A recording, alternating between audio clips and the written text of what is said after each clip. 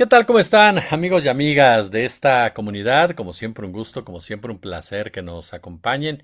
Pues ya comenzó, por supuesto, la definición de los coordinadores para los trabajadores de la Cuarta Transformación en diversas entidades que derivarán en las gubernaturas que van a competir por las mismas.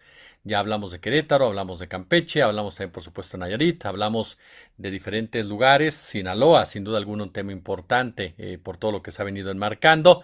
Y voy a platicar al respecto con mi queridísima y admiradísima Diana Valenzuela, que siempre es un placer y honor tenerla en esta comunidad. Querida, ¿cómo estás? Hola, querido Jesús, pues muy bien y fíjate aquí el privilegio y el honor es mío de estar contigo y con tu querida audiencia siempre. No, hombre, los privilegiados somos nosotros, querida. Oye, pues a ver, de entrada yo te preguntaría, ¿qué retos ves en esta elección de candidatos, de candidatas para la elección del 2027? ¿Cuáles crees que sean estos retos? Comienzan a manejarse, que si en Nuevo León ya hay algunas discrepancias, el tema Chihuahua, que nunca no es fácil en un sentido, y si le agregamos que Maru Campos está atizando en meta, en fin, ¿cómo ves los retos que tiene Morena frente a este ejercicio? Bueno, pues sin duda los retos, yo creo que como bien lo ha mencionado la doctora Claudia Sheinbaum Pardo, es uno, que el pueblo elija, ¿no? Que se respete la decisión y la voluntad popular del pueblo y que sea el mismo pueblo el que vaya definiendo cuáles son los mejores perfiles dentro de dentro de este método de encuesta para ir generando los procesos de coordinación en defensa de la democracia y también en defensa del proyecto de transformación que está encabezado por el Movimiento de Regeneración Nacional. Veo también un escenario que reta mucho a las y los aspirantes a las diferentes candidaturas, que es el tema de la unidad, ¿no? Que la unidad, por ejemplo, pues no se da por ósmosis, no es algo que de repente surja de un día para otro, sino es un trabajo colectivo, es un trabajo que ha estado organizando el movimiento pues desde sus inicios, ¿no? Recordemos que si bien el propio movimiento se genera a partir de una ruptura de la izquierda entre el PRD y lo que representaba en aquellos años Andrés Manuel López Obrador, pues sin duda ahorita con tantos perfiles, con tantos millones de personas que se han sumado al movimiento, creo que la elección de estas coordinaciones, lo primero que debe tener como meta es ir generando estos procesos de confianza hacia la ciudadanía y, ¿por qué no también decirlo?, de ir también combatiendo todos los conflictos de posible interés que pueda haber dentro de los diferentes fragmentaciones o dentro de los diferentes grupos políticos que hay en Morena, ¿no? Y a mí me parece que eso es algo de las atribuciones que tiene esta nueva Comisión Nacional de Encuestas encabezada por Citlali Hernández, ¿no? Ir generando como todas estas políticas ya muy abiertas, además muy conocidas por todas y por todos los mexicanos, que son las diferentes metodologías que tienen para ir definiendo los perfiles, ¿no? Y veíamos, por ejemplo, en el artículo 44 de los estatutos de Morena, que hay tres diferentes formas de poder definir las coordinaciones, ¿no? Entre ellas está la insaculación, la elección directa o también esta metodología por encuesta, ¿no? Se ha decidido que en esta ocasión la elección para las y los coordinadores de defensa de Morena va a ser a través de las encuestas, pero aquí ha habido algo también importante que me parece que es fundamental dentro de estos retos que mencionas, que es el hecho de que las encuestas no se han hecho públicas, ¿no? Por elección de la propia dirigencia de Morena. Y también parte de estas formas de cohesión social que debe haber dentro del movimiento, pues es garantizar que las encuestas sean hechas, ¿no?, bajo las propias metodologías, pero también con la propia eficacia y confiabilidad que se supone deberían tener estos métodos. Hasta el día de hoy, por ejemplo, en la elección de hasta ahora las cuatro coordinaciones de Morena, ¿no?, que han sido en Aguascalientes, que queda la compañera Nora Rubalcaba, Campeche, Pablo Gutiérrez y Colima, esta Rosa María Vallardo y Querétaro, que se anunció el día de hoy que va a encabezar Santiago Nieto, pues vemos que los cuatro han sido fundadores, ¿no? Y han estado también dentro de los procesos más complejos dentro de Morena. Entonces, a mí me parece que estas decisiones se han basado no nada más en la metodología de la encuesta, sino también como parte de una estrategia política dentro del propio movimiento, que lo que va a hacer es que se va a buscar encabezar cada una de las gubernaturas, que sabemos que no está fácil. Aguascalientes y Querétaro, bueno, han sido bastiones de la oposición, ¿no?, de la oposición prianista en estos años, pero también esta defensa hacia el movimiento que se tiene que generar en los propios territorios, ¿no? Si vemos que estos cuatro nuevos, ¿no?, o bueno, recientes nombrados coordinadores de la defensa han venido trabajando en el movimiento desde hace años, pues también tienen un reto que va más allá de la popularidad que puedan llegar a tener o que los cargos que incluso han ejercido dentro de la administración pública, ¿no? Como por ejemplo Santiago Nieto, que tuvo un cargo estratégico dentro de la administración del expresidente Andrés Manuel López Obrador,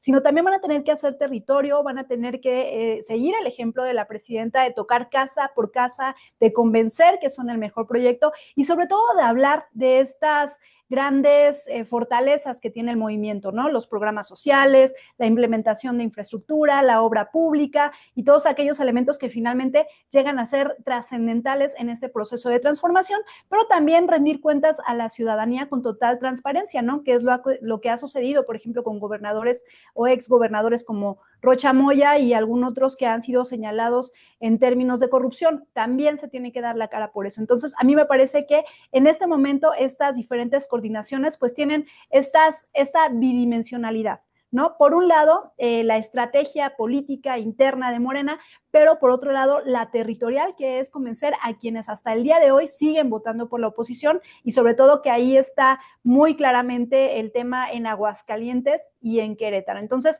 estas negociaciones, ¿no? Que se tienen que hacer tanto con la dirigencia, con la militancia, pero también los territorios, me parece que va a ser fundamental para ganar los próximos comicios ahora que están ya como defensores de esta coordinación, que también vale la pena decir que el hecho de que hayan sido elegidos como coordinadores, pues tampoco garantiza que vayan a ser los candidatos electos para las gubernaturas, ¿no? Todavía existen muchos mecanismos para poder hacer un descarte, sin embargo, pues se les desea a cada uno de ellos que tengan pues los mejores arranques, ¿no? De estos procesos de coordinación dentro de Morena.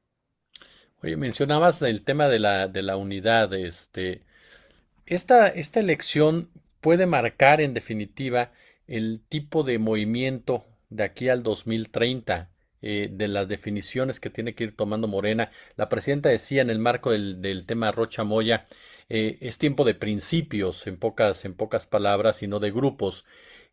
¿Esta elección se puede tomar en definitiva como una punta de lanza, incluso de una depuración de ciertos cuadros?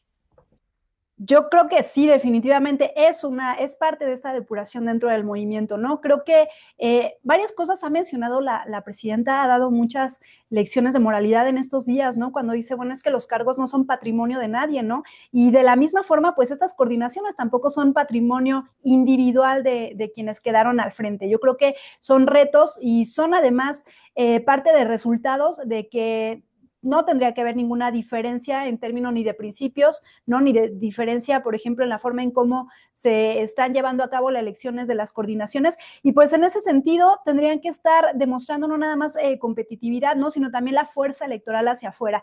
Y la cuestión de la unidad, insisto, no se tiene que dar por decreto ni por estatuto. La cuestión de la unidad también tiene que ver con la congruencia política que muestran, ¿no? Y que, bueno, hasta el día de hoy han mostrado, por ejemplo, Nora Rubalcaba en Aguascalientes, ¿no? Que es, bueno, yo la veo ahí en redes sociales y siempre dando tanto la batalla mediática como también la batalla territorial en Aguascalientes y también a nivel federal. Y creo que eso también demuestra que no existe una élite dorada dentro de Morena, ¿no? Sino que los diferentes cuadros políticos que ha habido en el movimiento, pues tienen cabida dentro de los procesos para las gubernaturas y también, sobre todo, para el tema de 2027, que sabemos que, al menos en la Ciudad de México, que también la Ciudad de México es uno de los grandes bastiones territoriales de Morena, pues va a seguir dando la batalla y creo que ahí lo elemental es la congruencia que pueden llegar a demostrar los demás cuadros dentro de Morena que finalmente no quedan dentro de las coordinaciones, ¿no? Y todas estas facciones políticas que finalmente estaban buscando ocupar algún espacio dentro de Morena, pues va a tocar hacer esta batalla campal en territorio e insisto, ¿no? Puede ser parte de esta estrategia política que se perfila para la Ciudad de México en 2027, pero sobre todo para 2030, ¿no? Vamos a ver en estas elecciones que a nivel federal resultan intermedias, pues hasta qué punto Morena sigue cooptando y hasta qué punto Morena sigue teniendo la fuerza que demostró en 2024 y eso se va a ver, por supuesto, a través del avance que pueda llegar a ver, sobre todo en estos territorios de oposición. Oye, en este sentido, por ejemplo, eh, ¿qué trabajo crees tú que vaya a estar pesando más en un momento dado? Veíamos ahora esta tarde a Enrique Nsunza separarse literalmente ya de la bancada de Morena, la oposición tratando de jugar un poco a, no me interesa ganar tantos, pero sí quitarles esa hegemonía, ese número de curules o de espacios en la Cámara de Diputados particularmente. Eh, ¿Por dónde crees tú que tenga que ir Morena en ese sentido? En cuestión, ¿tiene que ir estado por estado, conociendo qué pasa en los estados? ¿Tiene que haber una tendencia general, una línea general de las propias campañas? ¿Qué tipo de estrategia creas que le puede dar más a Morena en ese sentido? Yo creo que hasta el día de hoy, por ejemplo, esta estrategia democrática que ha insistido en todas las mañanas la presidenta de decir que elija al pueblo, ¿no? E irnos casa por casa, ir repartiendo el generación, región por región y también en cada distrito electoral va a ser fundamental. Yo creo que hasta el día de hoy, por ejemplo, el mostrar no nada más transparencia, sino principios, va a hacer que la gente se convenza desde las pequeñas células, ¿no? Que llegan a ser estos comités de base de Morena, ¿no? En tu colonia, en tu calle, los propios círculos de estudio que impulsa el Instituto Nacional de Formación Política, quienes vayan formando hacia arriba estos grandes cuadros que pueden llegar a generar a nivel federal, como bien decías, ya no cantidad, sino calidad de candidatos, ¿no? Vemos que, por ejemplo, en algún momento se eligió sumar a Morena diferentes actores políticos que sumaban al movimiento, ¿no? Que no eran esencialmente de izquierda, ¿no? Que sabíamos que venían de otras fracciones políticas, pero que podían sumar al movimiento y lo han hecho a través de incluso la aprobación de diferentes reformas. Y a mí no me va a dejar de desencajar mucho, por ejemplo, en la reforma electoral que manda la presidenta a inicios de este año, donde se buscaba la reducción de las candidaturas plurinominales y que fue el PT y que fue el Verde quienes votaron en contra, ¿no? Sin embargo, aquellos candidatos, candidatas que habían venido de otras fracciones del PRI y del PAN, fueron quienes se sumaron y quienes le dieron, por ejemplo, algunas mayorías calificadas a Morena, ¿no? El tema, por ejemplo, de la reforma al poder judicial o la reforma energética. Entonces, por ejemplo, esta ambivalencia, ¿no? O esta serie de contradicciones que se dan dentro del movimiento, sin duda van a ser esenciales para que también las y los votantes vayan depurando cada una de las formas en cómo se eligen a los representantes populares, ¿no? No a las candidaturas plurinominales dentro de los procesos internos de los partidos, sino a través de estos procesos democráticos. Y a mí me parece que la ciudadanía, el pueblo, sí tendría que hacer una evaluación candidato por candidato y candidata por candidata de quienes han sido hasta ahora quienes han respondido a estas demandas históricas, sociales, y cuáles son aquellas que se han votado a favor y que los han votado incluso o en contra personas que se asumían como parte del movimiento, ¿no? Entonces a mí me parece que una gran estrategia que podría defender la autoridad legítima de estos coordinadores de la defensa de Morena, pues podría ser eso, ¿no? Revisar el historial incluso de señalamientos de corrupción, revisar el historial de las votaciones dentro de cada una de las cámaras, e ir generando estos detalles técnicos que siempre son importantes, ¿no? ¿Cuáles son los distritos que se dominan? ¿Cuáles son los estados y los municipios que se dominan? Y sobre eso ir perfilando quiénes estarían al frente de las siguientes coordinaciones, porque también viene, como bien mencionas, Chihuahua con antecedentes de injerencionismo hacia Estados Unidos, viene también Baja California, ¿no? Con un gran perfil que es Julieta Ramírez. Entonces, todo eso tendría que ir sumando a este conglomerado del movimiento que finalmente no está terminando, bueno, para mí no está terminando y no ha terminado de definirse todavía, ¿no? Creo que hay una gran coyuntura política que podría mostrarnos que el poder le pertenece al pueblo, pero también le pertenece a aquellos cuadros que hasta el día de hoy han mostrado congruencia política dentro de los principios del movimiento. ¿Ves riesgo de desunión? ¿Ves riesgo que las incomodidades pudieran en un momento dado permear en problemas internos?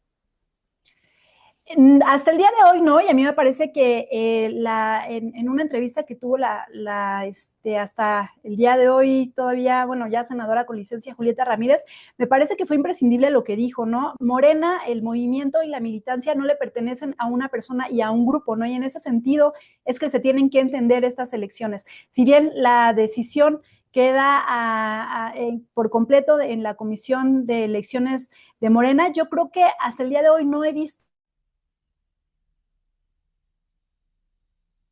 no quedaron dentro de las coordinaciones abrirse paso a candidaturas independientes, ¿no? Lo que ha sucedido es, por ejemplo, que Insunza pues se separa del cargo, pero hacia los señalamientos que se le han estado haciendo. ¿Por qué? Porque evidentemente le resultan hirientes a la militancia de Morena. Entonces, riesgo de desunión, ¿no? O riesgo de fractura dentro de Morena no lo veo en absoluto. Yo creo que al contrario, se está llevando a cabo incluso hasta un proceso abierto que se está transmitiendo en vivo dentro de las redes sociales. Entonces, eso también da mucha apertura a que la propia ciudadanía confíe en los métodos de encuesta de Morena e incluso hasta que la propia oposición copie estos procesos de selección, porque evidentemente resultan tanto transparentes como para democráticos en un proceso de política partidista y sobre todo en aquel que está encabezando las riendas y el futuro de nuestro país, ¿no? No nada más en términos políticos, sino también en términos de bienestar social. Entonces, me parece que estas definiciones responden también a los imperativos éticos del propio movimiento y al llamado de la presidenta, que lo hace constantemente, ¿no? Las campañas, por ejemplo, de descalificación que ha habido hacia alguno de ellos, pues evidentemente también han sido pues bastante complejos. Sin embargo, me parece que lo que se ha buscado es corregir estos procesos de elección y también estos procesos en los que ellos se han visto envueltos. Y sin embargo, vemos ahora 4 candidaturas que se han hecho, pues yo sí lo diría, desde las bases de Morena, ¿no? Creo que ahí también la militancia tiene absoluto poder, ¿no? Y también tienen la absoluta capacidad de poder hacer señalamientos si es que no están conformes con alguna de esas candidaturas. Sin embargo, hasta el día de hoy, pues vemos también que va a comenzar un nuevo periodo legislativo. Veamos también cómo van a estar conformadas las cámaras, quiénes las van a presidir y de qué forma esto también va a ser importante para ir perfilando a los futuras gobernadoras de los diferentes estados que una ha gobernado Morena y 2 que pues hasta ahora no se ha podido derivado pues de las diferentes diferencias que pueda haber dentro de los estados. Finalmente, querida, ¿cuánto pesará Claudia Sheinbaum ya en el ejercicio electoral? ¿Consideras que es un factor literalmente ya que incluso puede impulsar las propias candidaturas? Pues mira, yo creo que las dos, ¿no? Tanto impulsarlas como para echarlas para abajo. Vimos este fin de semana como con un solo tuit la presidenta movió todo el avispero en Sinaloa, lo cual no nada más habla de la congruencia que la presidenta tiene, sino también del poder que ejerce dentro de aquel gabinete que le está acompañando para ejercer el poder. A mí me parece que la presidenta tiene todas las tablas y tiene toda la autoridad moral y la congruencia para poder hacer un señalamiento a aquellos que están faltando a los principios del partido que a ella la llevó a la presidencia, pero también a aquellos comportamientos que hasta el día de hoy no le resultan favorables ni a Morena, pero sobre todo al pueblo de México. Entonces, yo creo que cualquier posición que haga la presidenta va a ser determinante para estas coordinaciones, pero hasta el día de hoy, por ejemplo, ella lo que ha señalado es que estos ejercicios democráticos le pertenecen absolutamente a Morena. Ella lo que ha hecho también es separarse de los procesos internos del partido, porque sí ha señalado que eso no abona al proceso democrático partidista del país, y me parece que al día de hoy ella sigue siendo quien lleva las riendas del país en términos políticos, ¿no? Me parece que también cualquier señalamiento que ella pudiera hacer, claro, justificado y probado en términos de incongruencia o de falta de ética o de falta de probidad en términos políticos, estarían incluso echando para abajo las propias coordinaciones de defensa de alguno de los candidatos o candidatas. Sin embargo, creo que pues mientras mayor transparencia ha mostrado Morena hasta el día de hoy, pues también más va a ser el apoyo popular, ¿no? Yo creo que ahí la base y la estrategia política de Morena hasta el día de hoy ha resultado como así ha convenido en cada uno de los estados, bueno, excepto en Coahuila, que Coahuila sí fue un caso excepcional que se comprobó de corrupción, sobre todo en términos de compra de voto, pero me parece que estamos en un escenario muy favorable tanto para los candidatos, candidatas, como para las coordinaciones que recién se están nombrando, y por supuesto creo que estamos viviendo también procesos históricos en los cuales pues la presidenta hasta el día de hoy no ha enfrentado ningún solo señalamiento hacia su persona que esté deslegitimando todo un movimiento nacional, ¿no? Entonces, creo que lo que va a hacer ella, ¿no? De manera muy congruente, pues es separar la política de Estado con la política partidista y que finalmente con toda la libertad de expresión que tenemos todas y todos los mexicanos, pues va a ser un señalamiento en tanto no sienta que es congruente con los principios de Morena la designación de alguna de esas coordinaciones. Mi querida y admirada Diana Valenzuela, siempre es un placer escucharte y aprender de ti, querida. Muchísimas gracias por estos minutos. Al contrario, un placer siempre y aquí respondemos al llamado todas las veces que sea necesario.